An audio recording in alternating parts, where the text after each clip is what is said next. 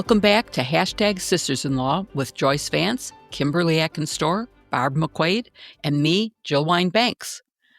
There is big news, guys. The new Resistance Mini Tote is ready for pre-order. And if you want to be a fashionista, you have to have a mini tote. I didn't know that until I got my mini tote, and everybody said this is what everyone is using. And it also expresses your political views because it's resists for the sisters resistance, and you will love it. Go to politicon.com/merch to get yours now.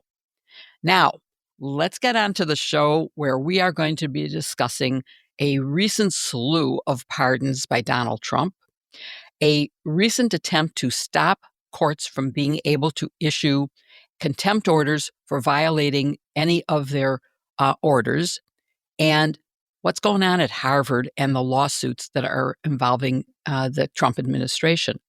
But before we get to all that really important stuff, I want to talk about something equally important, which I am very excited about, and that is that Barb McQuaid's book is coming out in paperback on June 3rd, and it's so exciting, and you can pre-order it now. We've all posted on social media a link to buy her book in paperback, and you will love it. It is so important.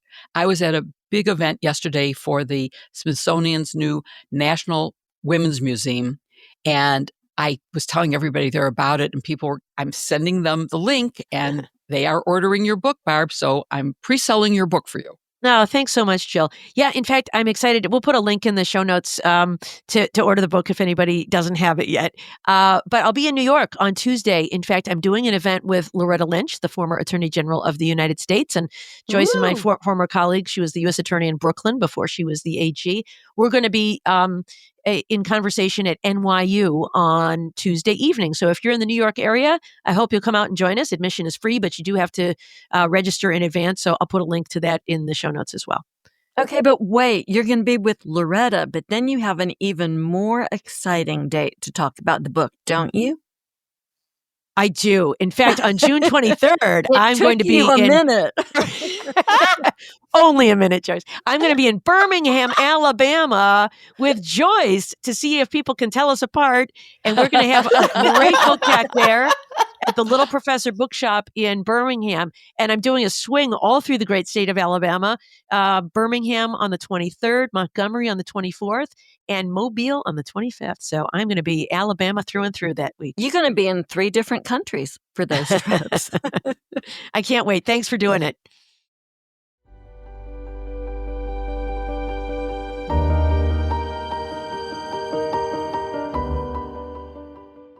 Did you know Fast Growing Trees is the biggest online nursery in the USA, with thousands of different plants and over 2 million happy customers?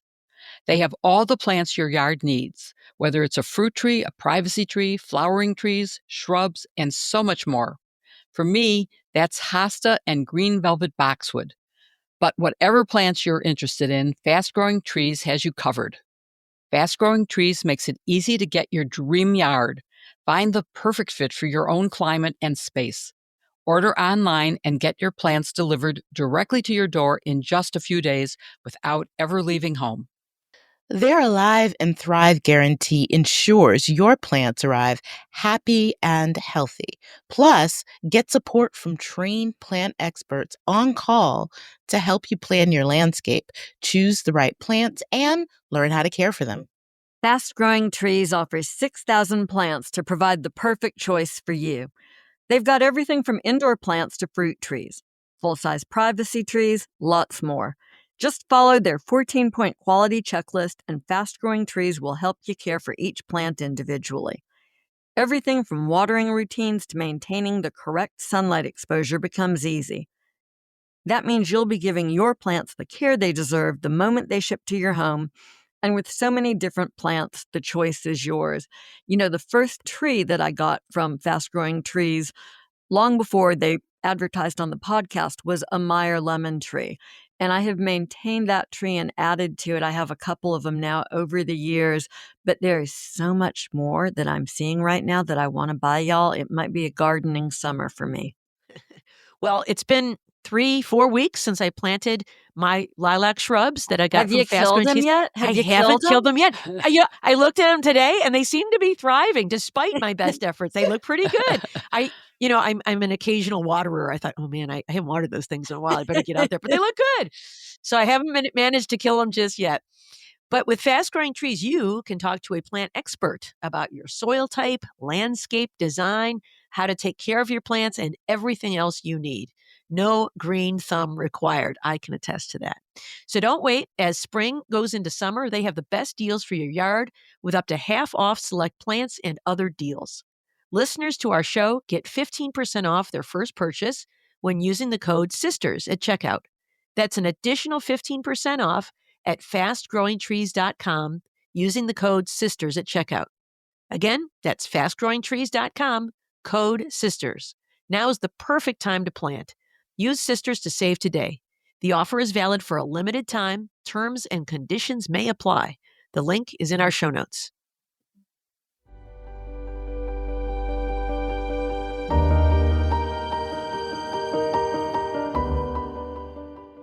Well, pardon me, sisters, but this week, you see what I did there? This week we saw That was a new cute. flurry of pardons and commutations by President Donald Trump. The list includes a bribe-taking sheriff, an embezzling nursing home executive, and a couple who are reality TV personalities. And what is to explain this surge in pardons in May of the president's first term? Could it be the president's new pardon attorney? Perhaps it is. Remember Dana Carvey used to do that thing as the church lady? Could it be maybe the devil? Is there a difference? There isn't a difference between the pardon attorney and the devil. Well, let's get to the conversation. Joyce, tell us who is the president's brand new pardon attorney and what is his role in all of this?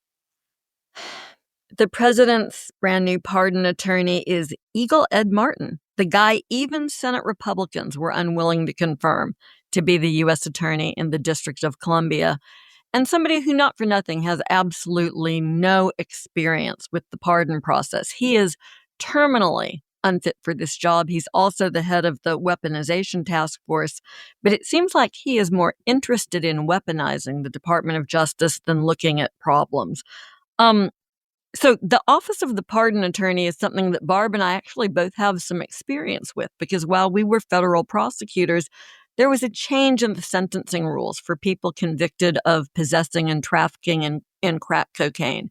And that led to a very healthy consideration of pardons for people who had previously been sentenced but weren't getting the benefit of these new laws passed by Congress. And that means that the pardon attorney in that office, which is pretty small, has interaction with all of the 94 U.S. attorneys' offices across the country. They interact with the different divisions in Main Justice. It's a big job. It's not just like there's a pardon handed out here and there. And the office of the pardon attorney assists the president in the exercise of the clemency power that's granted in the Constitution. It's an unrestricted pardon power. The president has the ability to do pardons, to offer sentence commutations and other forms of relief, and the pardon attorney and staff are responsible for helping the president administer that process consistent with federal regulations. The devil actually is in the details on this sort of thing. So here's the problem, right? We've got a president who's issuing pardons via whim at best, right? Whim at best. Maybe there's something else motivating him in some of these cases. There's no longer anyone with institutional knowledge. They've fired the most recent pardon attorney, Liz Oyer, because she had the temerity to give advice about a case. And so now we've just got somebody who's a sycophant, not somebody who's an advisor or counselor to the president of the United States, who will encourage him to use the pardon power the way it's meant to be used for justice and mercy. Now it's just another political tool in Donald Trump's wallet. Yeah, I recall, Joyce, when I was U.S. attorney, we would get requests. There's been an application for a pardon from, defendant so-and-so. can you please provide us with the following information? And they would ask a lot of very specific questions. We would share information about that. Sometimes we supported it. Sometimes we opposed it. It was ultimately the president's decision, but we would provide information that was requested. They would also reach out to the judge that handled the case and imposed the sentence to get their view about the person. So I can't imagine that Ed Martin is going through that process. Can I just go back and say it's an intensive process. It's the original prosecutor, the judge, the victim, U.S. probation. Sometimes they talk to community leaders like mayors. It's not a lightweight process. They're really trying to decide, this is someone who's fair and square convicted in almost all cases. The question is, do they deserve a second chance? Mm-hmm. And just to put a finer point on the point you're making about how now the pardon attorney is just one more political arm of the White House. Did you see what Ed Martin tweeted this week upon taking on the role of pardon attorney? No MAGA left behind. Ooh. So what does that say? If you're part of the team, you get a pardon, and you get a pardon. Everybody gets a pardon as long as they are part of the team MAGA. Well, Kim, I want to talk about a couple of these cases. I mentioned that one of the recipients of the pardon was a nursing home executive. Can you tell us a little bit about his case and the circumstances surrounding his pardon? Well, yeah. So this was a nursing home executive of some sort. His name is Paul Walchik, and he was convicted. In fact, he entered a guilty plea, I think, in the end, for evading tens of millions of dollars in taxes. I mean, just being a total tax cheat. He had to serve some time in prison, and he had to pay back, I think, a substantial amount. Not for some reason, it was not $10 million, but he had to pay back 44 million or something like that in restitution. But then all of a sudden, his mother began frequenting Mar-a-Lago and being very generous with fundraising donations there for Donald Trump's PAC, the one that can raise unlimited dough for him. So, we know where the rest of the $10 million went?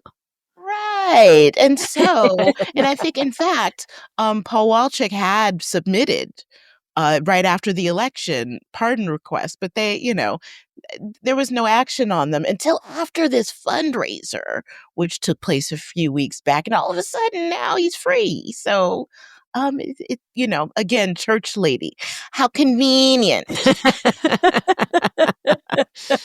How profitable for that family. They take 10, they pay $1 million to attend a dinner.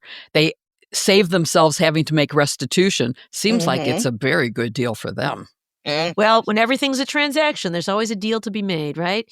Jill, you pointed out another one that was noteworthy out of Chicago, a former Chicago gang member. What do we know about him? So why, with everyone that Donald Trump could have pardoned, he pardoned drug kingpin and disciple gangster Larry Hoover, is not really known, except that there was a meeting in the Oval Office at which Kanye West tried to influence him to do that. He said, you should pardon this man. And that was said in front of Larry's lawyer, and it happened in the White House. So we don't know what happened, but we know it. The result is that he got pardoned. Pardons for the friends of the rich and famous. Joyce, let me ask you, do you see any through lines in these pardons, and anybody else who has a thought about this? What do we take away? And we've had Ed Martin on the job now for only a week or two. There's been 24 pardons since he took office. Are you seeing any through lines on who is receiving pardons? I thought of it like an extra evil Monopoly game where, one player gets elected, another one gets a get out of jail free, but everybody else pays taxes. But then, it's like some kind of, of course, it's just a coincidence. How convenient that after President Trump was elected, his donors are getting pardons for, because there's such important cases in crying out for clemency. Like what did we do when the Chrisleys were off the air for a year while they were in prison. Like, we Please. really needed them. I never heard of the Chrisleys before. I missed the whole show. What was Keeping Up with the Chrisleys, or Chrisley Knows Best? Yes, Chrisley Knows, yes, but it's basically the same thing. It might as well be called Keeping Up with the Chrisley, because yes, but we need that back. We need that back for the culture, I guess. I don't know. Of course, it's because they're donors. In my Such opinion. a coinky-dink, right? Such a coinky-dink. I mean, Barb, you asked about through lines. I think there are a lot of them. Kim hits on the big one. But also, Donald Trump never saw a defendant in a public corruption case who he didn't want to give a pardon to. Rod Blagojevich in his first term, and just this week, he has pardoned, I'm not sure if it's a pardon or a commutation, but Connecticut's former governor, John Rowland, who was convicted on corruption charges. I think, though, that there really is something darker to it. Trump is unhinged from any accountability, right? The Supreme Court saw to that. He's got this unrestricted pardon power. And for years, the understanding was that one of the very few restrictions on the pardon power was a president couldn't take a bribe in exchange for a pardon. The pardon itself would still be good, but the people involved could be prosecuted. That's how we all thought the world worked until last term the Supreme Court told us that that was not the case. And that means that we don't know and probably will never find out what's behind these transactions. Starting with the Chrisleys, their daughter becomes a big red hat MAGA type. She's all over doing the loyalty dance for Donald Trump. And they get this pardon. And their crimes were serious. It wasn't garden variety, white collar fraud.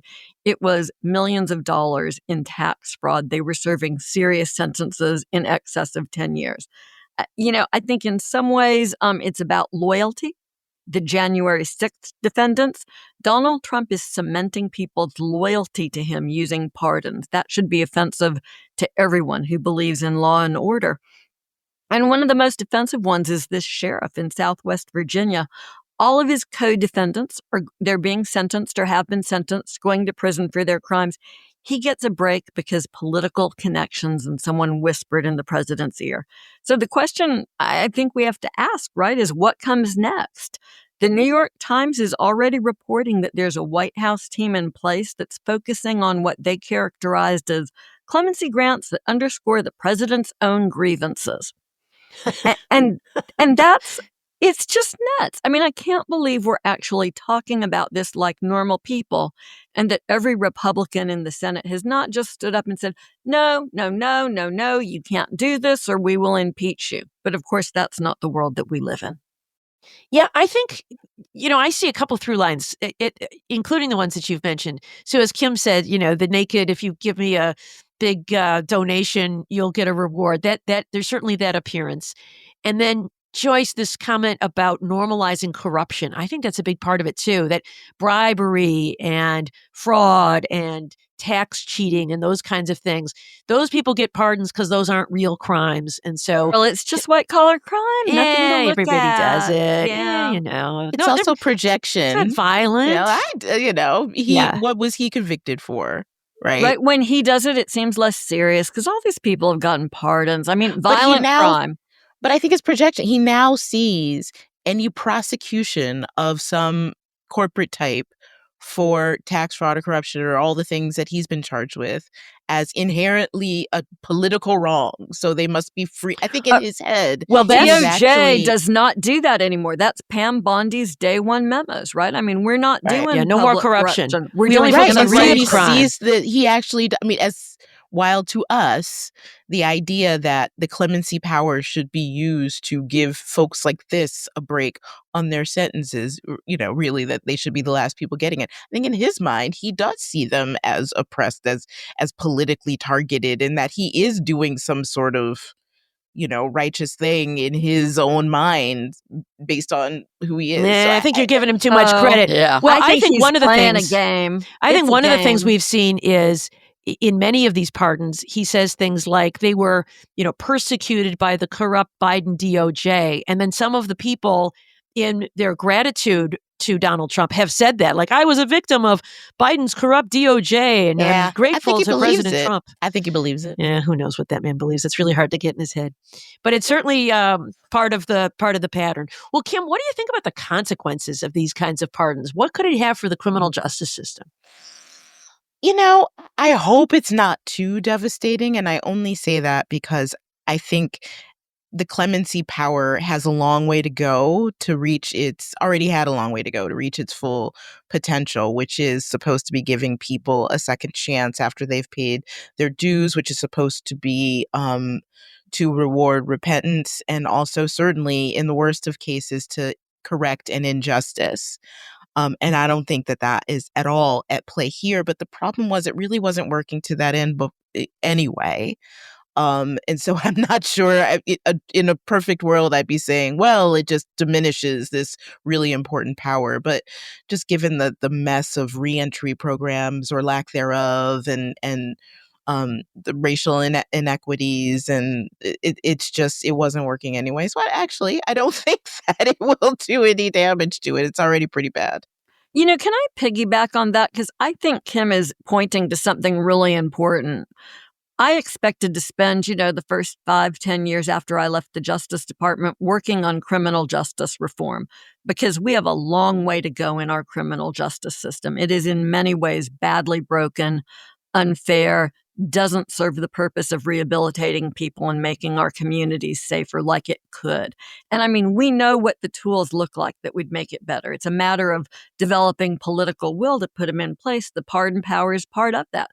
Pardon office was backed up. It was under-resourced. There were really, I think, tens of thousands of petitions when Obama left office. We didn't get to all of them. We should have. And so something I really resent about Donald Trump, and I may have said this before, so I apologize for using you guys for therapy. I resent the fact that democracy is fighting for its life instead of us having a chance to fix these other things that would have made it even better. And I hope people will think about that. And when we vote in a year and a half now, and when we hopefully vote again in the next presidential election, we got some work to do in this country. We don't need to be playing Donald Trump's games anymore. I want to add something to what Kim said, that if I understood correctly, I'm not sure I agree, because I think it has serious consequences that he is doing these pardons. And particularly in conjunction with Pam Bondi having eliminated prosecutions for the same types of crimes. He's basically saying foreign corruption and fraud and tax evasion, those are all okay. And we aren't going to prosecute them. And if you got convicted of it, we're going to let you go. And I think that is something that undoes the laws that Congress has passed, undoes the protections that we had from those laws, and that it is a serious consequence that he's doing this and sending a message, hey, it's okay. If you do it, I'll pardon you. It's okay. Yeah, I mean, I don't disagree with anything you said, Jill. What I'm saying is I think that was by and large the system anyway. Like people why is nobody from the financial crises in jail? Because there has always been protection for those kind of people in the criminal justice system, that, on that level. And then you have on other levels what the criminal justice system's pardon and clemency power is supposed to do. It's not doing. So I don't disagree with a word you said. I wish I could say, it's going to be devastating to the system. The system's already so broke. It's barely going to be a ripple. Well, I look forward to the future where we can do a whole episode talking about criminal justice reform and getting Congress, getting damn Congress to amend its statute so federal prosecutors can prosecute these folks. Because oftentimes it's so difficult to prove intent that even when you have a strong belief that a white-collar crime has been committed, you don't have the proof beyond a reasonable doubt that you would need to get a conviction. There's a lot of work that we could be doing to make all of this work better if we weren't fooling with this crazy guy. Yeah, too much time playing defense.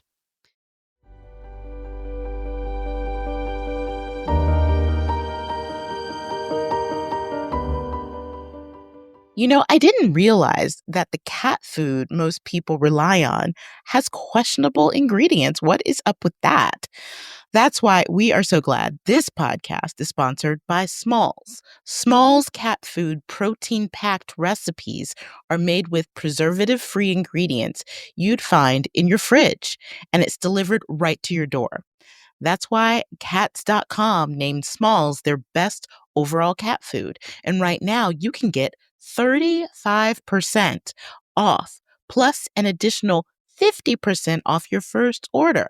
So just head to smalls.com and use our promo code SISTERS for a limited time only.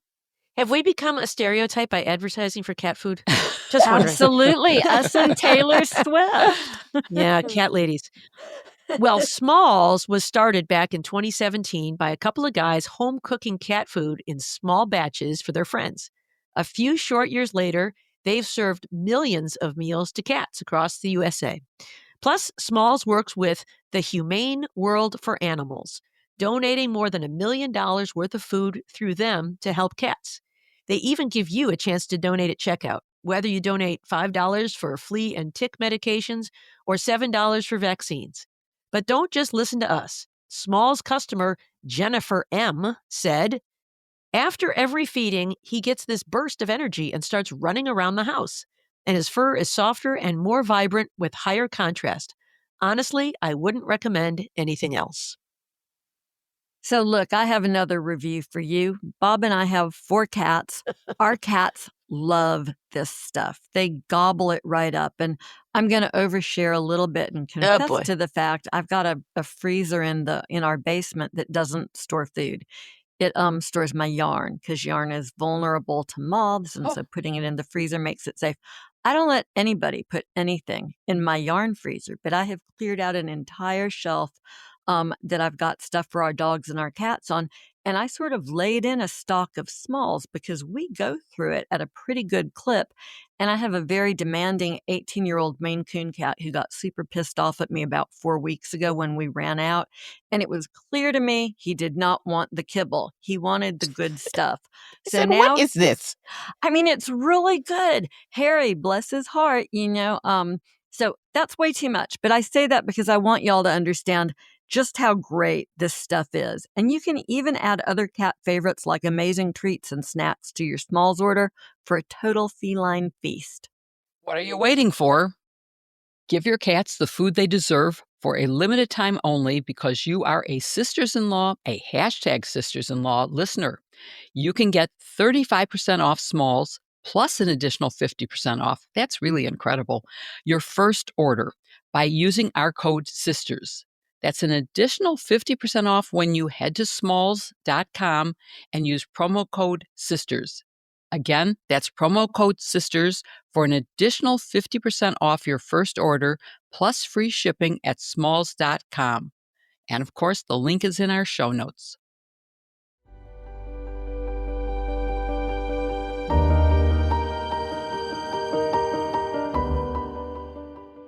You know, we rarely talk about things like budget bills in Congress on this podcast, but the funding bill currently being vetted by lawmakers, the one Trump calls a big, beautiful bill, has a very interesting provision. Quote, no court of the United States may enforce a contempt citation for failure to comply with an injunction or temporary restraining order if no security was given when the injunction or order was issued, the provision said. To put it more bluntly, it means that federal judges would not be able to enforce contempt orders against parties that flout their orders unless the other party has posted some money that they could lose if they ultimately go on to lose the petition for the injunction. And here's the kicker. It gets better. It applies retroactively. So, Barb, I'm going to ask you to put your professor hat on. Let's begin with a little primer in civil procedure. That was one of my best grades in law school, Barb. I like civil procedure. Thank you, Professor Robert Bone. Like you. Anyway, what is Rule 65C and how is it meant to operate? Yeah, I liked civil procedure too and criminal procedure and evidence. I liked all the rules-based classes. Yes, I'm a rules girl. Admin, I loved all that. Yeah, so It's a rule of civil procedure that says that when a court issues a preliminary injunction or a temporary restraining order, it may do so only if the moving party, the plaintiff, gives security, some amount of a promise, a bond, in an amount that the court considers proper to pay the costs and damages sustained by any party found to have been wrongly enjoined or restrained. And then it creates an exception for the United States, which is not required to give a security. So in other words, if a judge is going to issue a temporary restraining order to say, I'm going to block the construction company from using the wrecking ball to knock down your house because you've shown me that you have a substantial likelihood of success on the merits and that there would be irreparable harm. I'm going to make you, but it's going to cost them, every day of delay. They had the machines there ready to go. It's going to cost them money. So I'm going to make you post a bond, a promise to pay, I don't know, $100,000. And maybe you got to put up 10% of that. That's to make sure that if at the end of the day you lose, the defendant will be made whole. And it also provides an incentive, I think, for a plaintiff to come before a court only if they're ready to put some skin in the game and gamble that they're going to be right on this in the end. So that's what the rule provides for. However, it is mostly honored in the breach. Most often, judges do not require such a bond, especially when the United States is the defendant, because the United States has, deep pockets. It's the government. And I think that this rule is kind of exploiting that reality by making it retroactive, right? I mean, a judge could start issuing these injunctions with a surety going forward, but there's nothing you can do about the ones that have already been entered that failed to comply with this rule, which is kind of the norm. Yeah, that would be crazy. I mean, and it's worth noting that it's expressly exempted. The government is expressly exempted from Rule 65C. So people seeking, because I mean that makes sense, right? If somebody wants to right a wrong that the government is doing, it seems against policy to be like, well, you got to pony up first before you do that. But that's what this provision seems to be doing. So, Jill, it seems to me that a certain president might have something to do with this provision in his big, beautiful bill. Am I right? You are so right. He started this whole thing because he issued an executive order to require that be the case. And it would make it prohibitively expensive to bring a case against the government. And the government doesn't have to put up any bond when it sues because it does not. Rule 65 exempts the federal government. So it would really change things. And he issued the order, and now this is what they're doing. They're going to make it law if they can. And think about all the civil rights cases, to the extent that there is any civil rights enforcement anymore in this country. But, in the past, civil rights cases and cases where real wrongs are being done, where people are being whisked away, kidnapped, disappeared. And how are they going to be able to afford to put up the money to bring that case to court? They, in effect, of course, they have been winning, so that this would not ever come to pass that they would have to pay, but they would have to pay in advance to be able to do this. And most of the people bringing the cases and most of the organizations bringing them are non-for-profits. They don't have the funding. They cannot do this. This is a way of killing the cases, period. And that's such an important point, Jill, that this kills the cases before they start.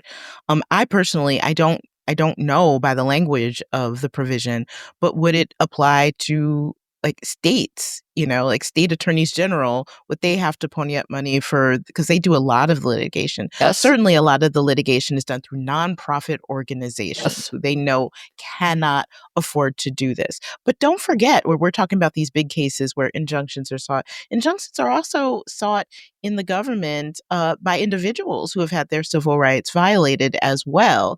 And they certainly are not in a position to be able to pony up money. So I think this seems to me, in my opinion, based on this executive order, which just so coincidentally seemed to come out at a time where Donald Trump and his administration are being hit left and right with injunctions, and they want to stop that because they want their policies to go through. That this is suddenly in his big beautiful bill. I just feel like that is more than a coincidence. So Joyce, talk more about the practical implications of this. I mean, what do you think that this will be chilling the full-throated effort that's been happening so far in trying to push back against these policies? Is there enough money to fight with a gamble that the money they pony up may or may not come back? Because yes, Trump by and large has been losing a lot of these fights, but some of the attempts, some of the temporary restraining orders have been overturned, and some have been denied. So it still would be really costly. Yeah, I mean, I think that there are serious reasons to be concerned about the impact of this measure if it passes. It's an anti-democratic measure designed to distort the balance of power, right? Between the different branches of government, the way it's set up in the Constitution. If it goes into effect as written, it restricts the authority of federal courts to hold government officials in contempt when they violate court orders. And without that contempt power, it becomes a lot easier for the government just to violate court orders at will. And that would be one thing if this was happening in a vacuum. Given the context, it's hard to view this as anything other than a deliberate effort by the administration to get away with breaking the law. I think that's sort of period, end of story here. And it's probably why the Trump administration is playing for time in all these other cases. They walked into court this week in one case where they were supposed to be prepared to advise the judge about status, and they said, "Judge, we need another 30 days. They didn't give a reason. They just said that they needed it. Well, here's the reason. If the Senate doesn't reject this measure when it comes to them, expect lawsuits. Maybe the Supreme Court will decide to draw a line at expending presidential power so far that their own power as a branch of government becomes meaningless. This group of conservative justices are sort of crazy. They believe in the unitary executive and the expansion of presidential power, even when it constrains their own power. So I got to say, it's tough to have confidence in them, but maybe when their own self-interest is at stake, they'll finally draw a line in the sand for Donald Trump.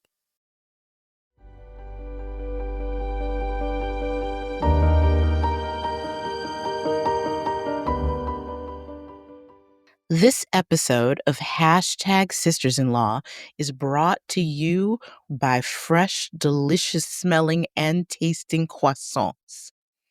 That's right. This episode is brought to you by Wild Grain. And if you're not familiar with Wild Grain, where have you been? It's the first bake from frozen subscription box for artisanal breads, pastries, and pastas. Wild Grain's boxes are fully customizable to your tastes and dietary restrictions. And there's some exciting news. In addition to their classic variety box, they recently launched a new gluten-free box and a 100% vegan, plant-based box. Best of all, Wild Grain takes the hassle out of baking since all the items bake from frozen in 25 minutes or less with no mess or cleanup. And I have to say, we are full Wild Grain participants in this household.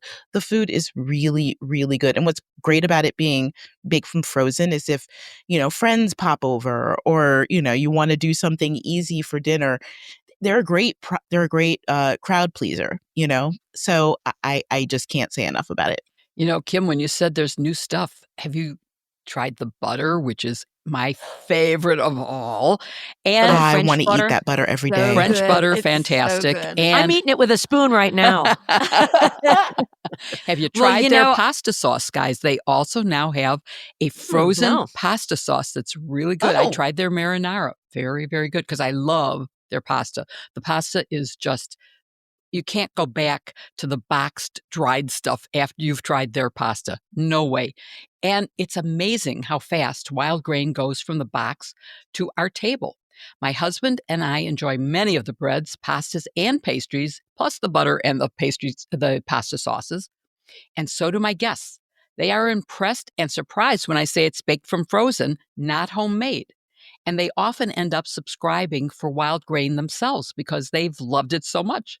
It's perfect for delicious meals or snacks now or for outdoors if summer ever comes to Chicago. I'm not sure it's going to, but maybe.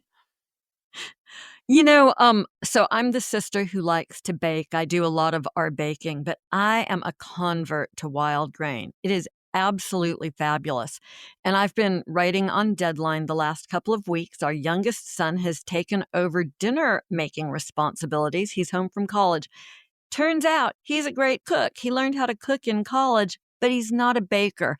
And he's so grateful for wild grain. It means that we have really good fresh bread every night for dinner. I love watching the color and flavor come alive when the Bavarian pretzel buns are heating up. They are one of my favorites. The aroma of fresh bread and pastries coming out of the oven is incredible. I never have to call everyone when the food is ready because everyone smells it throughout the house and shows up for dinner on time. Wild grain items are delicious, super high quality, and a cinch to make. I guarantee those chocolate croissants will be a big hit. Yeah, I've made those, Joyce, and I like them. And tell me, what's the difference between a chocolate croissant and pain au chocolat, which is fun to say? Are they the same thing? I have absolutely no idea what the difference I don't is. think so. I think that a croissant is always that flaky, crusty stuff that's so good. It's like a regular it's that croissant. dough that's So it's pulled, right? just- You have to pull it and fold it back in on itself. And that's what's so impressive about wild grain is that they do the dough right. Well, I don't know what to call it, but it is delicious. And so if you're ready to bring all your favorite carbs right to your doorstep, be sure to check out Wild Grain so you can begin building your own box of artisanal breads, pastas, and pastries. For a limited time, Wild Grain is offering our listeners $30 off the first box, plus free croissants in every box when you go to wildgrain.com/sisters to start your subscription. You heard me. Free croissants in every box, and $30 off your first box when you go to wildgrain.com/sisters. That's wildgrain.com/sisters, or you can use promo code SISTERS at checkout. Look for the link in our show notes.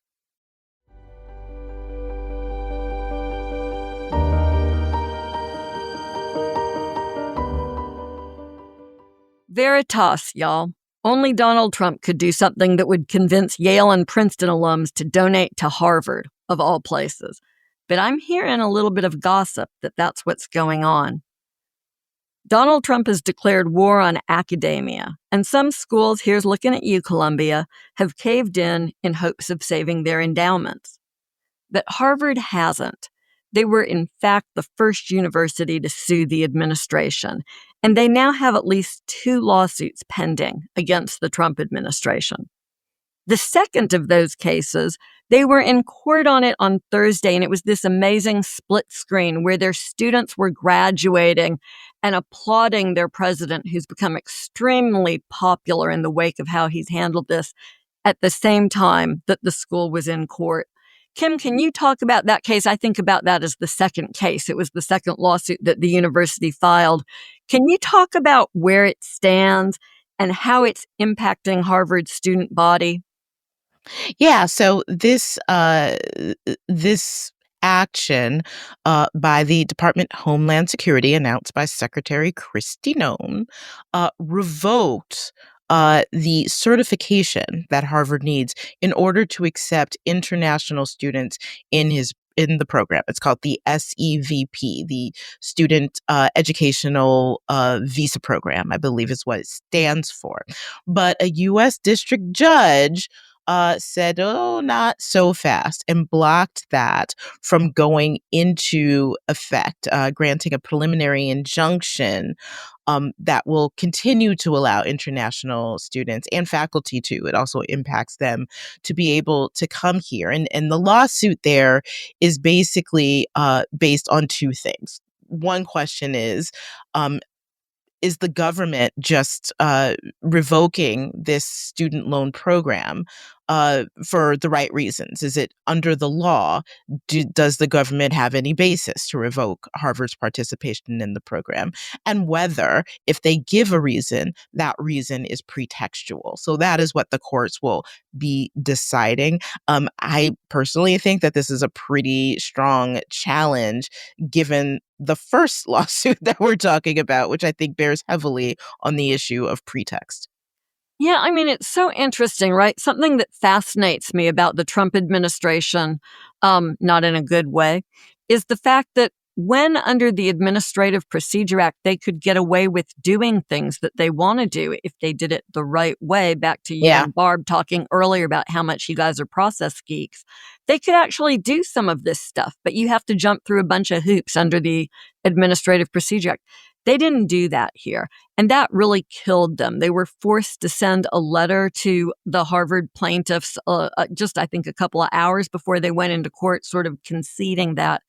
And it became a foregone conclusion. Yeah, that like and it was a stupid thing. Like all they had Yeah. to do was first give a 30-day, not all. I don't know all the ways they may have violated the APA because they don't seem to always be following the rule of every procedure. But in this case, they gave Harvard 30 extra days to respond because that's one of the things that the APA requires. Like they didn't do it in the first place. So they were just trying to keep the case from being kicked out completely And on a you know technicality. how that played out, right? It's like what we were talking about with the pardons, the importance of institutional knowledge.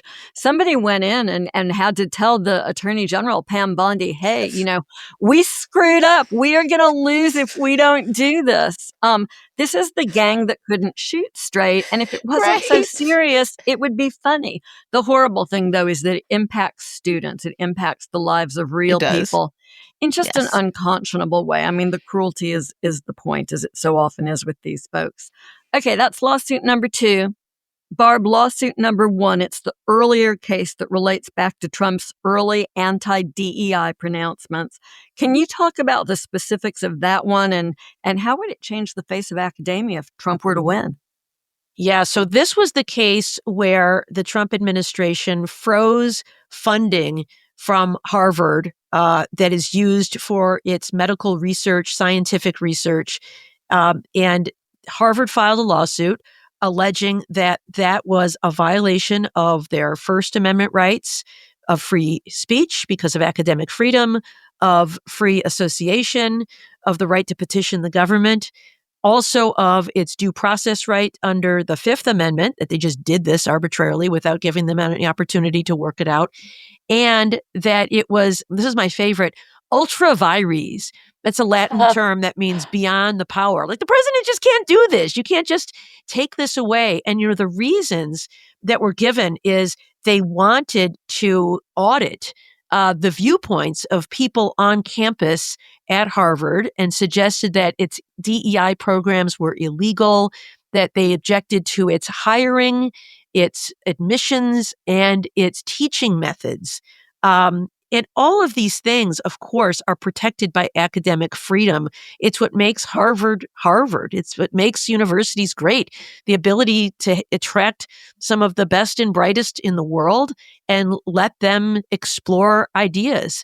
And I think if this were to succeed, this effort by Donald Trump, I think, one, we could see an end to the kind of funding that we have relied upon for medical research, scientific research, as Harvard says in its lawsuit, life-saving research. And I think that we could see, if the strings are attached, that people will have to obey and say what the Trump administration wants them to say, hire only who the Trump administration wants them to hire, admit only the people the Trump administration wants them to admit. And I think our higher education would be unrecognizable. So, it's interesting that he picks the fight with Harvard, which, certainly by many measures is the biggest, most respected university in the country. It has this multi-billion-dollar endowment. It's one of the oldest universities in the country. It is certainly extremely prestigious. But I think one of the things, Joyce, one of our friends pointed this out to us, why pick a fight with the biggest and best? Because it is a fight you can have and claim you are fighting on behalf of the little guy And it's these elites that are leftists and Marxists and look down upon you. And so you can rile up your base that I am fighting for you. But of course, in the end, it is, biting off our noses to spite our faces, because we rely on all of these big universities and the research grants they get to do the kind of research we need for breakthroughs in science and medicine. Yeah, I mean, this is the culture wars incarnate, right? This is all about Trump not wanting people who are capable of thinking for themselves, teaching our nation's children. This is about, being upset that universities now welcome Black people and women and, all sorts of inclusivity that creates more sort of viewpoint diversity from inside of academic institutions.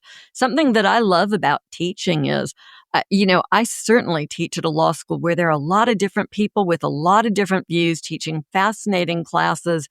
And it's such a joy to get to exchange with folks and hear their views and hear their ideas and sort it out for yourself. And I guess that's how this strikes me, as something where they don't want to let people sort it out for themselves. They want to be able to dictate what they should think, and they sort of do it by claiming, well, the left has captured universities and it's terrible, and now they must admit more students with different views or hire more faculty with different views. And as Barb says, that's just a real encroachment on academic freedom. But there's something else at work here, too. And Jill, this, I think, is something really, really troubling. Anti-Semitism has become one of Donald Trump's chief foils here. Can you talk about his claims that he's doing this to protect people from anti-Semitism and whether there's anything to that? So this is a fraught question, as I'm sure you're aware. And I want to make sure that everyone understands I'm trying to answer this carefully and just don't parse individual words and get my overall intent. A direct answer is yes, he's using anti-Semitism, and it will end up hurting Jews in America. We are going to get blamed for everything that happens as a consequence of his bad conduct. But I think there's a lot more to the question than that. First of all, Harvard had a study done. It came out in April, and it basically says, yes, there's anti-Semitism at Harvard. There were hate crimes, there was violence, but that's true across the country. I mean, the ADL has huge reports about how much anti-Semitism is expanding. And, if we don't define, when we talk about anti-Semitism, whether we're talking about anti-Jewish people, anti-Israel, anti-Israel's conduct after the October 7th attack. And I don't know anti-Zionism. I think we need to understand what we're saying when we say that. And it is true for sure, no other group has ever been told that its history is a sham. But it's also true that it's not just Jews on the campus who have felt discomfort. Palestinians say that they feel at risk on campus. Why aren't we taking that into account? Why isn't Donald Trump taking that into account? And then there's the real question, which is whether what Donald Trump is doing with his executive orders and his attack on Harvard have anything to do with anti-Semitism. And I think we've already been suggesting that it doesn't, that it has to do with academic freedom and to putting in place the elite universities. And now he's given 30 extra days, and Harvard has, even before that 30-day grant, had responded to their requests. And so there's a question of whether Harvard's response is enough. But even if it isn't, is this an appropriate thing for the federal government to be doing? Should they be imposing rules about activism on campus, curriculum, admissions, faculty hiring, the language that's used in teaching? And the answer is clearly no, in my opinion, that whatever the cause of this is, the government does not have the right to intervene in our universities. I appreciate how nuanced your answer is, because this is an issue that has become so divisive the whole issue over Gaza after 10/7. And I appreciate the thoughtfulness that you put into that. And it seems to me that this is Donald Trump scapegoating Jews just in a new way, sort of by trying to give us a benefit, right? At the same time, Harvard, when it did its reporting, and I wrote about this last night in my newsletter, I'll drop a link in our show notes, but Harvard also looked on campus, as you pointed out, they looked at problems that Muslims were experiencing and that Palestinians were experiencing, and also Arabs. They sort of made these subtle distinctions between different groups of people and how discrimination and hate crimes impact them. And it seems to me that if Donald Trump was serious about pushing back on any of that, including anti-Semitism, he would not have gutted the part of the Civil Rights Division at the Justice Department that prosecutes hate crimes. So I see it all as just being extraordinarily insincere and hypocritical. So, look, the bottom line is Trump wants to make Harvard pay for something. I'm just wondering, what do y'all think about what this costs us as a country long run? Beyond how it impacts Harvard students and Harvard alums, will it impact all of us at the end of the day? Yeah, I think so. One is, don't you think that there's just a little bit of divide and conquer going on here, right? Trying to get curry favor with the Jewish community by calling this all anti-Semitism, and it's like all disinformation, right? There's some truth there. There is anti-Semitism, and so nobody's going to deny it. He knows, and yet so now you're pitting Jewish people, some of whom are Democrats and are opposed to this idea of the Trump administration taking over Harvard. And then you've got people like the ADL, organizations like the ADL, who their biggest cause is fighting anti-Semitism. So it is dividing even the Jewish community, and it's dividing the Jewish community and the Arab and Muslim population. So I think there's a divisiveness about all of this that is part of the whole divide and conquer. And then there's also the idea of controlling academia and controlling thought. I've been trying to find the great quote as we've been sitting here, and maybe one of you knows it, but one of my favorite Americans in American history is Justice Robert Jackson. He was the Nuremberg prosecutor. He was an attorney general of the United States. He wrote a very famous speech called The Prosecutor that every assistant U.S. attorney knows very well because he talks about the values of a prosecutor.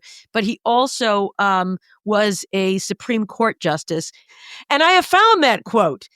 Robert Jackson said, "If there is any fixed star in our constitutional constellation, it is that no official, high or petty, can prescribe what shall be orthodox in politics, nationalism, religion, or other matters of opinion, or force citizens to confess by word or act their faith therein."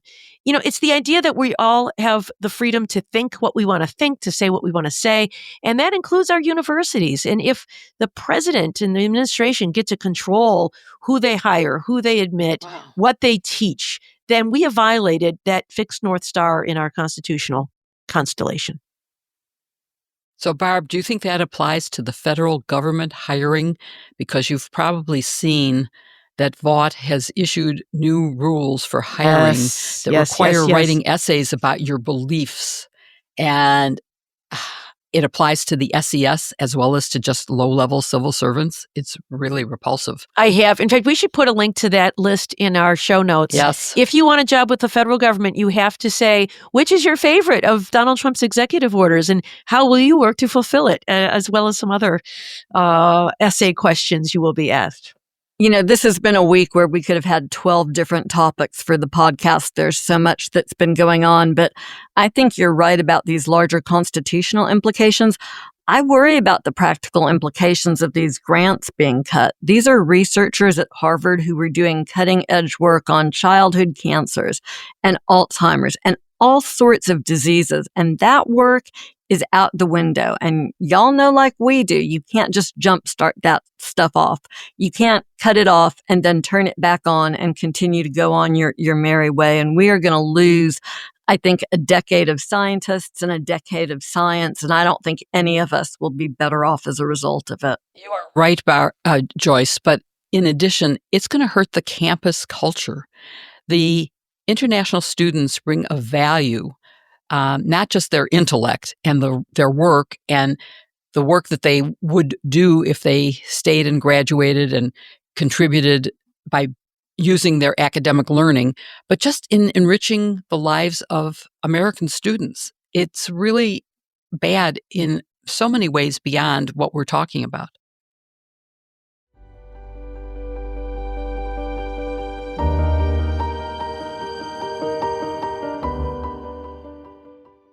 I've been looking for a way to help students, young people, adults evaluate their news.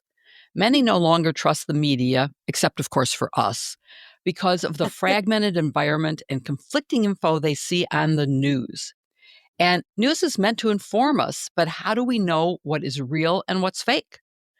We have a solution that will help you see through differing media narratives and evaluate what's misleading and what's fact. It's Ground News. That's a platform that makes it easy to compare news sources, read between the lines of media bias, and break free from algorithms. Unlike the narrative coming from the usual suspects, Ground News positions you to choose and compare the news you want to read while showing you what's being reported on the opposite side of the political spectrum. Now, Jill, the way you started out, I thought that this was an ad for the paperback edition of Barb's book on disinformation, Attack from Within. But really, I'm excited that we have Ground News to offer to our listeners because it's very much got that Barb McQuade vibe going on. With Ground News, you get details about the source, political bent, and how reliable the reporting is, also who owns them. The same sort of stuff that Barb has been preaching all along. You'll be empowered to compare how different global news sources cover the same story and find out what's really going on. With over 9,500 five-star reviews of their app and website, Ground News is the #1 platform to discover how any news story is being covered and get every perspective in one place. That sounds really great right now. I appreciate you, Joyce Vance. When the Daily Caller claims in a headline, Trump considers pardon for men caught in FBI-backed Whitmer kidnapping scheme and blames the FBI, you'll want to know that NBC News explains why, in their headline, Trump says he will take a look at possible pardons for men convicted of plotting to kidnap Michigan Governor Gretchen Whitmer. And Ground News balances his extreme claims. The choice is clear. When you're looking for the truth, Ground News makes it easy to cut through the noise. Expand your view of the news. Sign up for your Ground News account today and get access to the mobile app, website, browser extension, and exclusive newsletter so you can have a well-rounded view of the world. Think critically about what you read and find common ground.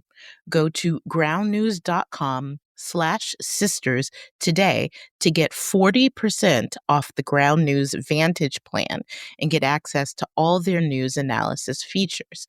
That's groundnews.com/sisters for 40% off the Ground News Vantage plan for a limited time only. Again, groundnews.com/sisters. The link is in our show notes.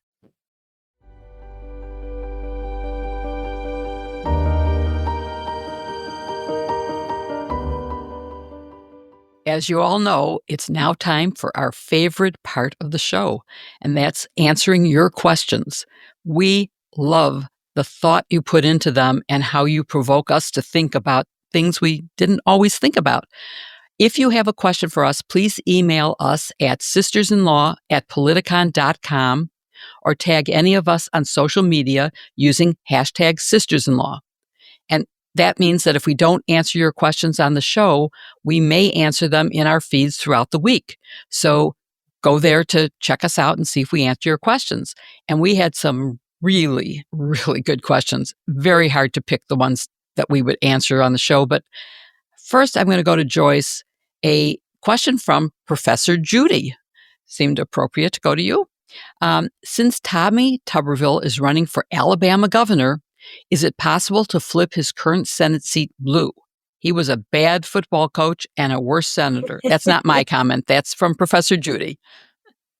Well, I mean, it's a fascinating question. Apparently, yesterday, Tuberville announced he was running for governor, and he had the biggest one-day haul in history. I don't know if that was for Alabama or any place, but apparently he did really well.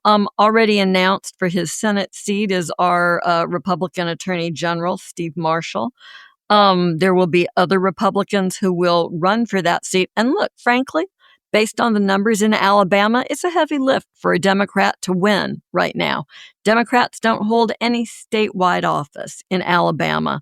And I talk with a lot of people who say that they won't run or people shouldn't run. Doug Jones' name comes up a lot because it's not winnable. I have a contrary view. My view is that Democrats have to run strong candidates in every race, every time, and now more than ever, because you never know what's going to happen come the November of the election. In Alabama, we won a Senate seat when Doug Jones won, because during that campaign, very unsavory facts about his opponent, Roy Moore, came to light, and Doug ended up winning a narrow victory. Now Donald Trump is in the White House doing crazy stuff all the time, and you don't really know how that's going to land with the American people. I mean, so far the fever dream has not broken, but maybe it will before the midterm elections, and a strong Democrat running might be able to win. I think we should always be ready, and people who love democracy should always be ready, be willing to sacrifice, be willing to get in these races and work in these races. That's what democracy is about, putting up candidates you believe in and working for those ideas. And so I am, I'm a realist. I understand what the odds look like, Judy, but I think that we should always be willing to play the game. Barb, I have an equally great question for you from Sarah. She asks, can a U.S. Attorney General be disbarred while serving as the Attorney General? If so, who is the final authority in the disbarment? Very interesting question about that. I think that a U.S. Attorney General can be disbarred while serving in that capacity, but I don't think that would mean that they would lose their job as the Attorney General. So let me explain. So Pam Bondi is the Attorney General of the United States right now. My guess is that she is licensed to practice in Florida, which is where she served as the Attorney General of that state. So she has a bar license there. Now, if she should do something that someone thinks is unethical or a violation of the rules of Florida, somebody could take up a grievance against her, and she could even be disbarred. That doesn't mean she would lose her job as the Attorney General, though. That's because the Attorney General is appointed to that position by the president with the advice and consent of the Senate. There's nothing in the Constitution that says that person must be a lawyer, let alone a lawyer who is licensed and in good standing. Now, the tradition has been that it be a person, quote, learned in the law. And when the Senate confirms that person, they do question them about their qualifications, and they want to know that they've got experience as a lawyer. But I think that a U.S. Attorney General could be disbarred by the state or District of Columbia, wherever they hold their bar license, and it would not affect in any way their ability to continue to serve as the Attorney General of the United States. Do you know what position, another position that does not require you to be a lawyer? Supreme Court Justice. Correct. No, come on. You do not need to be a lawyer to be a Supreme Court justice. Or to be a district judge, for that matter. Really? So we could have Justice Donald Trump someday? You bet. Yes. Yeah. Oh, that would be so great. Wow. So, Kim, I have a great question for you, too. From Vicky. Is the point of Real ID to restrict voting? Ooh, that's a really, really good question, Vicky. The answer is no. The law that requires Real ID was one of the recommendations that came out of the 9/11 Commission after the terror attacks that was aimed at finding ways to boost security, particularly security in air travel.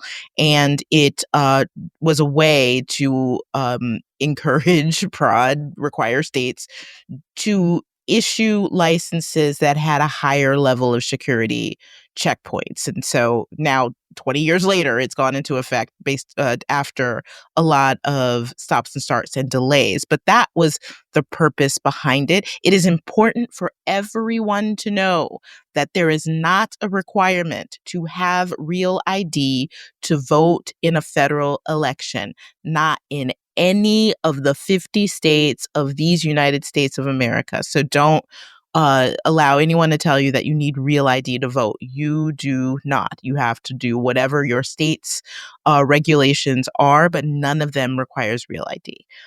So that's really important to know. Now, will it functionally be seen or potentially be a barrier to voting? Quite possibly. But it is not, that wasn't the design, one of the few things that I don't think actually had that in mind. But it could be some effect, but that's not why. Thank you for listening to Hashtag Sisters-in-Law with Joyce Vance, Barb McQuaid, Kimberly Atkins-Storr, and me, Jill Wine-Banks. Follow Hashtag Sisters-in-Law wherever you listen, and please give us a 5-star review because that's how other people will find the show. And please show some love to this week's sponsors, Fast Growing Trees, Smalls, Wild Grain, and Ground News. The links are in the show notes. Please support them because they make this podcast possible. See you next week with another episode, Hashtag Sisters-in-Law. I'm wondering if pain au chocolat is a different shape because online it looks like it is. She's obsessed with this. She's never been wrong before. She can't stand it. That is true, Jill. Pain de chocolat is a rollover, and that's actually what we get from wild grain. Yeah. A croissant is more of a twisted rondelle. Right. I think the wild grain thing is more of a pain au chocolat.